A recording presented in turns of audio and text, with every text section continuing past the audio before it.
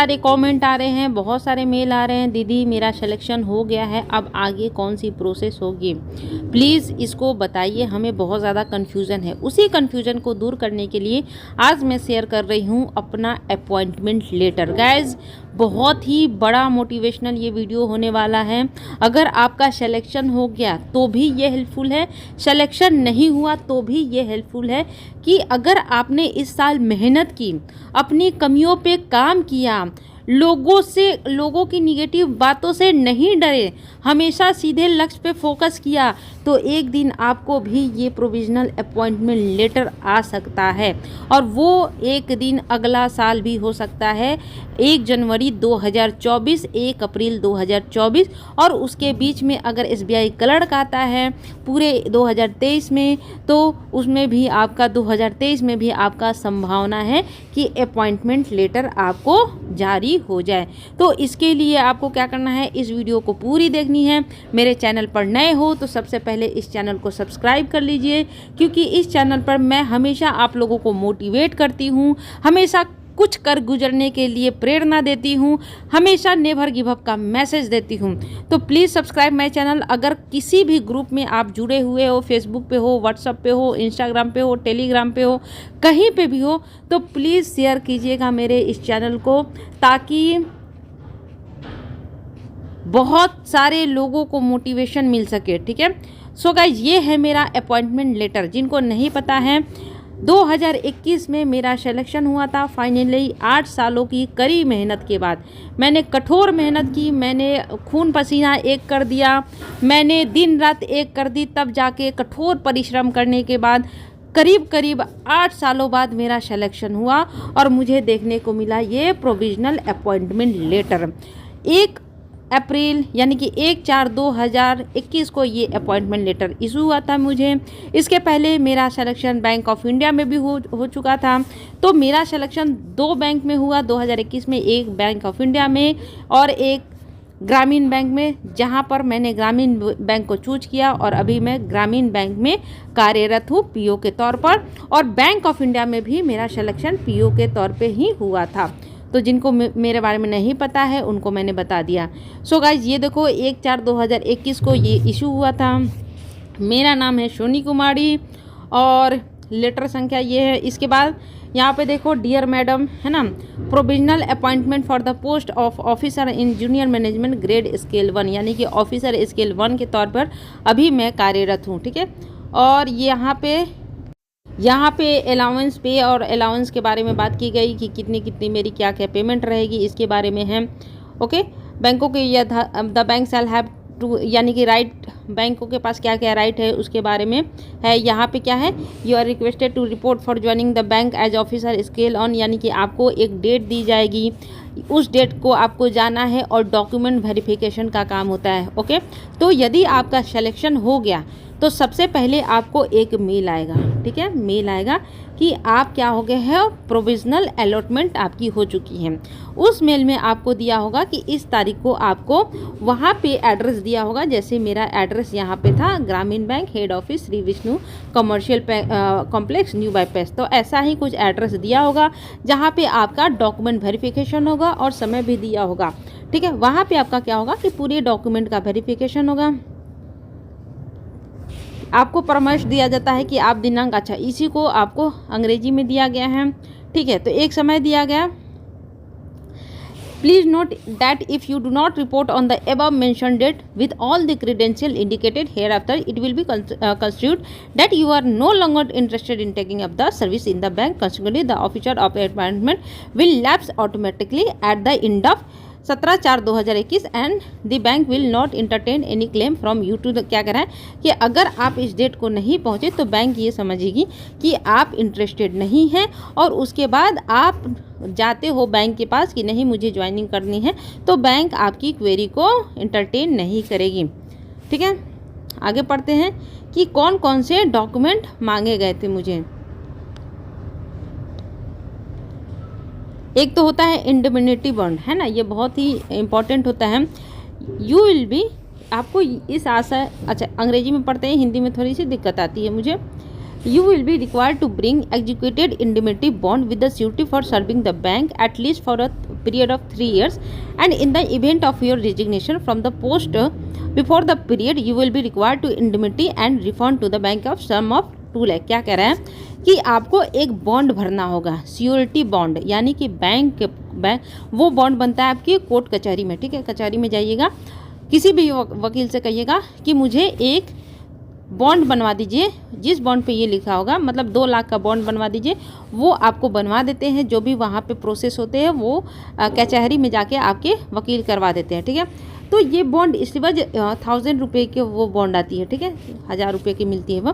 तो ये बॉन्ड इसलिए बनाया जाता है कि वो बॉन्ड जमा होता है बैंक के पास, उस पर ये लिखा होता है कि अगर मैं बैंक को 3 साल के पहले छोड़ता हूँ, हर बैंक की अपनी अपनी पीरियड होती है, टाइम ऑफ पीरियड, कोई बैंक बोलता है 2 साल, कोई बैंक बोलता है 3 साल। तो मेरा बैंक बोला कि 3 साल, कि अगर मैं 3 साल के पहले बैंक को छोड़ती हूँ तो मुझे क्या करना होगा, 2 लाख रुपये बैंक को देने होंगे, ठीक है। तो इसका मतलब ये नहीं कि मुझे 2 लाख रुपये चाहिए, नहीं, वो बस एक पेपर पे रिटेन रहता है और वो रिटेन दिया जाता है बैंक को। इन केस मुझे छोड़ना है ना, बैंक को छोड़ना है और मैंने 2 लाख रुपए नहीं दिया, तो उसी बॉन्ड के आधार पे ना बैंक मेरे ऊपर कार्रवाई करेगी, है ना। तो एक तरह का ये लीगल पेपर होता है, ठीक है, लीगल पेपर होता है। ओके, समझ गए। आगे पढ़ते हैं। The indemnity bond is to be executed on the non judicial stamp paper आता है by you at your own cost as per the stamp duty presently 1000 रुपये का वो पेपर रहता है। मैंने बता दिया, मेरा 1000 रुपये का आया था। It must be notarise by any notary public in India.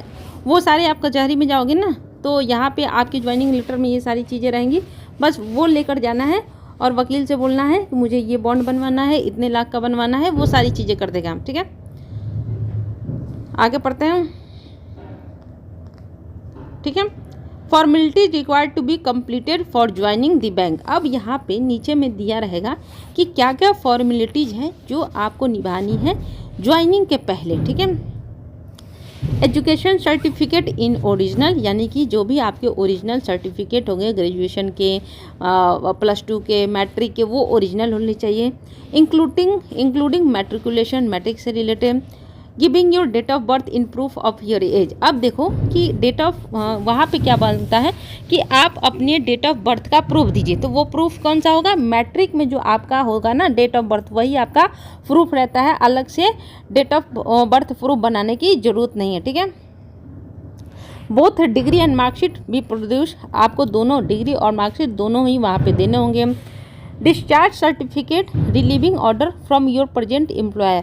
अगर आप कहीं पे काम कर रहे हो तो उस काम के लिए, उस काम को छोड़ोगे इसको ज्वाइन करने के लिए, तो वहाँ पे जिसने आपको रखा है उनसे क्या लेना होगा आपको, डिस्चार्ज सर्टिफिकेट, यानी कि वो लिख कर देंगे कि भाई मैं इनको यहाँ से रिलीज़ कर रहा हूँ, छोड़ रहा हूँ, मुझे कोई दिक्कत नहीं है, ठीक है।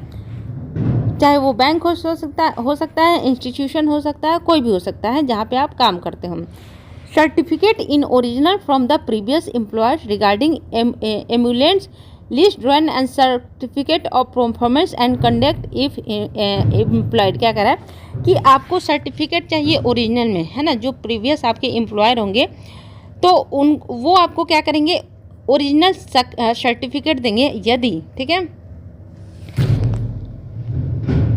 आपकी कोई वहाँ पे उपलब्धि है ना। तो ये हो गया आपका कि अगर आप कहीं पे काम कर रहे हो तो वहाँ से original certificate. Valid caste certificate, यानी कि अगर आपने कोटा से, है ना, कोटा मतलब आरक्षण से, अगर वहाँ पे जैसे SC ST से हैं, OB से हैं, है ना, तो वो क्या होता है, उनको अपना वैलिड कास्ट सर्टिफिकेट वहाँ पे दिखाना होगा कि मैं OBC से ही बिलोंग करता हूँ, हाँ मैं SC से ही बिलोंग करता हूँ, हाँ मैं ST से ही बिलोंग करता हूँ। OBC certificate should invariably bear creamy layer, यानी कि जो OBC सर्टिफिकेट बनेगा वो क्रीमी लेयर का बनेगा, है ना। तो ये क्रीमी लेयर क्या होगा, आप लोग यूट्यूब पर देख लेना। EWS candidates are required to produce an income and asset certificate. जो EWS कैंडिडेट होंगे उनको इनकम एंड एसेट सर्टिफिकेट दिखाना पड़ेगा। Issued by a competent authority on a format prescribe by government of India, यानी कि गवर्नमेंट ऑफ इंडिया के prescribe format में उन्हें दिखाना होगा कि मैं EWS कैंडिडेट हूँ। अब ये EWS बनता कहाँ से, देखो EWS एक तो आप अपने ब्लॉग में बनवा सकते हो, ठीक है, या फिर ऑनलाइन भी अप्लाई करवा सकते हो, है ना। तो हर एक साल का EWS बनता है। सर्टिफिकेट, OBC सर्टिफिकेट, ये सारे सर्टिफिकेट कैसे बनते हैं आप यूट्यूब से सर्च कर सकते हो या फिर अपने ब्लॉग में जाकर आसपास पता लगा सकते हो। ये ऑनलाइन भी अप्लाई होते हैं। Person with benchmark disabilities category are required to produce, यानी कि जिनके पास डिसेबिलिटी हो वो अपना दिखाएंगे मेडिकल सर्टिफिकेट। आपका आधार कार्ड, पैन कार्ड तो चाहिए ही चाहिए। इसके बाद आपका फ़ोटोग्राफ चाहिए, fidelity, sincerity declaration, domicile declaration of multinational, आपका एक डोमिसाइल चाहिए। डोमिसाइल मतलब आप कहाँ के निवासी हो वो चाहिए, ठीक है। इसके बाद अपना क्या है, to furnish names of two respectable person preferably known to the bank and not related to you for reference. क्या कह रहा है कि 2 लोगों का क्या होना चाहिए, साइन होना चाहिए, ठीक है, 2 लोगों का साइन होना चाहिए। वो आपका क्या होगा, डॉक्यूमेंट रिलीज होगा। देखो जब ये सारी चीज़ें होती है ना, तो वहाँ के, जैसे मेरा है दक्षिण बिहार ग्रामीण बैंक, दक्षिण बिहार ग्रामीण बैंक के साइट पे सारे डॉक्यूमेंट अपलोड हो जाते हैं और वहाँ से हम डाउनलोड करके और सारे डॉक्यूमेंट रेडी करवा लेते हैं, ठीक है। तो वो आपके मेल टू, जैसे जैसे आपकी ज्वाइनिंग प्रोसेस बढ़ेगी ना, वो आपको मेल आते रहते हैं कि आपको ये करना है, आपको ये करना है। बस आपको उस मेल को ढंग से पढ़ना है और उसके अकॉर्डिंग आपको क्या करना है, काम कर लेना, ठीक है। इसके बाद सेल्फ अटेस्टेड कॉपीज़ होने चाहिए, यानी कि आपके जो डिग्री होते हैं, जो डॉक्यूमेंट्स होते हैं, वो खुद सारे साइन किए होने चाहिए, ठीक है। मेरा बैंक बोला था कि मेडिकल फिटनेस सर्टिफिकेट चाहिए आपको, मेडिकल ऑफिसर, है ना, वो आपको क्या कहाँ बनवाने पड़ेंगे, सरकारी अस्पताल में आप जाएंगे तो ये सारे मेडिकल आपके मेडिकल फिटनेस सर्टिफिकेट बन जाते हैं। तो उसके लिए भी डॉक्यूमेंट आते हैं, ठीक है। साइट पे, बैंक की साइट पे वो डॉक्यूमेंट लोड रहते हैं, वो डॉक्यूमेंट आपको डाउनलोड करना होता है और जाके दिखाना होता है कि ये हमें चाहिए। और 1 दिन का काम लगता है। वो जैसे आँख का, नाक का, हाथ का, पाँव का, सारे का वहाँ पे लिखा रहेगा कि आपको चेकिंग करना है और जो भी डॉक्टर आपको बताएगा वो वहाँ पे लिख कर देगा। और फिर क्या होगा, जो वहाँ के सर्जन हो गए, सिविल सर्जन, है ना, मतलब सिविल सर्जन के नीचे के रैंक के आपके साइन नहीं करेंगे तो सिविल सर्जन या फिर सिविल सर्जन के ऊपर के रैंक के वहाँ पे साइन हो जाते हैं। तो बस आपको जाके बोलना पड़ता है कि मेरा जो है ज्वाइनिंग यहाँ पे है, मुझे ये सारी चीज़ें चाहिए। थोड़ा सा दिक्कत आती है लेकिन हो जाता है, ठीक है।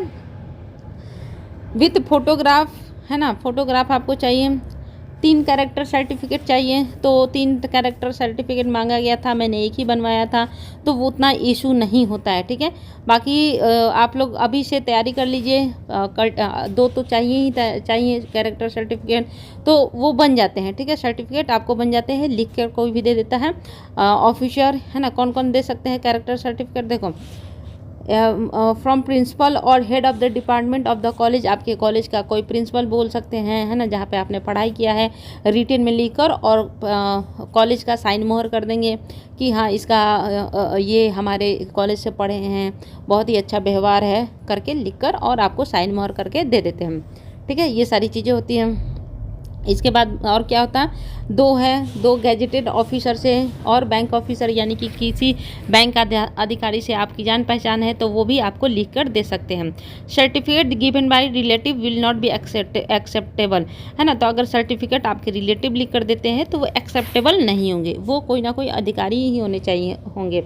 You will have to execute और ड्यूली इम्पोज सर्विस एग्रीमेंट और non judicial stamp 1000 which will be provided by bank on the date of joining. तो मैं जब वहाँ पे गई थी तो 1000 रुपये का मुझे एक बॉन्ड दिया गया था, वहाँ पे मुझे साइन कराया गया था, मुझे 1000 रुपये बैंक को देने पड़े थे, तो वो वहीं पे हो जाता है। तो वो बोला गया था कि 1000 रुपये आपको लेके आने हैं, ठीक है। तो बस इतना ही है। अब देखो ये लास्ट में important, all the required formats are available at our bank website. तो जो भी बैंक की वेबसाइट होती है वहाँ पे आप जाओगे, विजिट करोगे, तो सारे जो फॉर्मेट होते हैं ना, जो बैंक को चाहिए होते हैं वो सारे फॉर्मेट बैंक की वेबसाइट पे अपलोड होते रहते हैं। तो कोशिश कीजिए कि बैंक की वेबसाइट पे आप लोग विजिट करते रहिए। बाकी 2 चीज़ें यहाँ पे इम्पॉर्टेंट है वो मैं बता देती हूँ। एक तो आपका क्या होता है, कास्ट सर्टिफिकेट, ये बनवा लीजिए अभी तक नहीं बनवाया है तो। और दूसरा आपका क्या है, ये कैरेक्टर सर्टिफिकेट, है ना। तो कैरेक्टर और कास्ट ये इंपॉर्टेंट है। इसके बाद आपके जो भी डिग्री है ये अच्छे से प्रॉपर ढंग से रखिए, डिग्री आपके पूरे के पूरे होने चाहिए। तो ये 4 चीज़ें आपके जो ज़रूरी डॉक्यूमेंट है वो आप अभी से तैयारी करना स्टार्ट कर दीजिए। बाकी मेरी तरफ से बहुत बहुत बहुत बहुत बधाइयाँ कि आप लोग सफल हुए। और मैं यही बोलूँगी कि जिनको सफलता नहीं मिली है, please never ever give up guys. आप लोगों को भी ऐसे मौके मिलेंगे परेशान होने की, कि आपको अपने डॉक्यूमेंट बनवाने पड़े, सरकारी अस्पताल के चक्कर लगाने पड़े, है ना। तो आपको भी ऐसे मौके मिलेंगे और ऐसे मौके चाहिए कि आप परेशान हो ज्वाइनिंग के लिए, आप भी पूछो कि विलेज गर्ल सोनी अब क्या करना है। तो प्लीज़ पढ़ाई पे फोकस कीजिए। All the best guys.